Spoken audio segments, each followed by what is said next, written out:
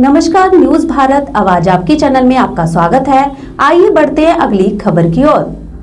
खबर सितारगंज से। सितारगंज में मंगलवार के दिन मेडिकल स्टोर बंद रहने की समस्या को लेकर अब जनप्रतिनिधियों ने भी आवाज बुलंद करनी शुरू कर दी है। वार्ड नंबर 8 के सभासद अविनाश वाल्मीकि ने मंडी सभागार में एक प्रेस कॉन्फ्रेंस आयोजित कर इस मुद्दे को प्रमुखता से उठाया और क्षेत्रवासियों की परेशानियों को सामने रखा। प्रेस वार्ता के दौरान सभासद अविनाश वाल्मीकि ने कहा कि मंगलवार को मेडिकल स्टोर बंद रहने से शहर के साथ साथ आसपास के ग्रामीण क्षेत्रों के लोगों को भी भारी दिक्कतों का सामना करना पड़ता है।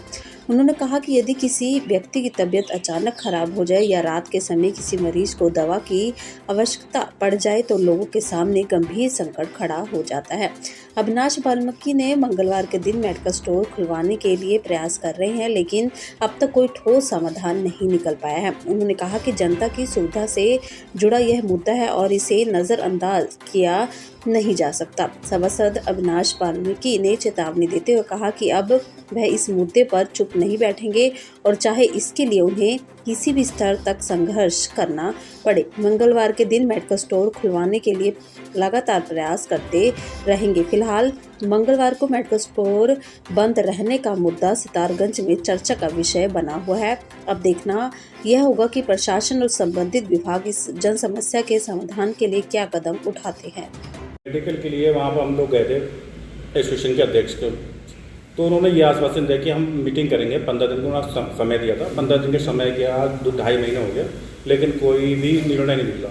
मुझे तो ऐसा लग रहा तुगलकी फरमान वाला हिसाब हो गया कि छोटे मेडिकल वाले जो हैं वो खोलने के लिए तैयार हैं। मेरे ख्याल से 60% लोग मेडिकल खोलने के लिए तैयार बैठे हुए हैं, लेकिन इन बड़े मेडिकल वालों की वजह से वो छोटे मेडिकल वाले दबते हैं और डरते हैं कहीं ना कहीं। तो ठीक, और सबसे ज़्यादा दिक्कत तो हमारे ग्रामीण क्षेत्र के लोगों को है, जिसमें 1 लाख की आबादी है।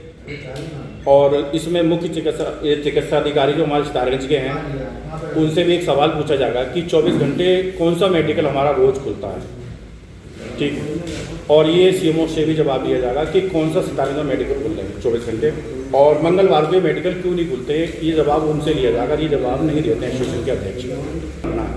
जीवन है तो 1 लाख जो आबादी है, क्या उनका अपना जीवन नहीं है?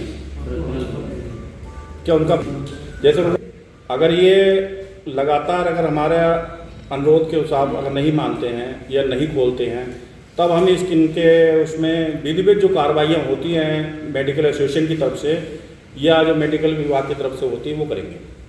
कराया जो मंगलवार को जो मेडिकल बंद रहते हैं उस विषय को हमारे लेकर प्रेस वार्ता थी, और जो पूर्व में भी मेरे द्वारा सरकारी हॉस्पिटल में जो दवाइयाँ बाहर से लिखी जा रही थी उस विषय में भी मेरे द्वारा उनसे निवेदन किया गया था। पर उनके द्वारा जो वहाँ के हमारे कुलदीप यादव जी हैं, उन्होंने एक लेटर पारित कर दिया था अपने डॉक्टरों के लिए कि आप बाहर से दवाइयाँ ना लिखें, और चस्पा कर दिया था। मैंने वो लेटर देखा था, मुझे उनके द्वारा बताया गया था। पर तो मुझे लगता है आज भी तो मुझे वहाँ से सूचना प्राप्त हो रही है, वो यही सूचना प्राप्त हो रही है सरकारी हॉस्पिटल से कि दवाइयाँ अभी भी लगातार बाहर से ही लिखी जा रही हैं। मुझे समझ में नहीं आ रहा कि ऐसा क्या मजबूरी होगी उनकी कि बिना बाहर की दवाइयों के लिखे वो रह नहीं सकते या जी नहीं सकते। उसका जो नुकसान है सबसे ज़्यादा गरीब आदमी को उठाना पड़ रहा है और लोग बहुत परेशान हैं। अब मुझे लगता है कि इस विषय में और बड़े आंदोलन हमें करने की ज़रूरत है, और जितने सम्मानित मेरे क्षेत्र के जनप्रतिनिधि मेरा उनसे भी निवेदन है, यदि कहीं जनता का शोषण होता है तो हम सबको मिलकर आगे आना चाहिए और एक बड़ी लड़ाई लड़नी चाहिए ताकि आम जनमानस सुरक्षित रह सके, बेहतर रह सके।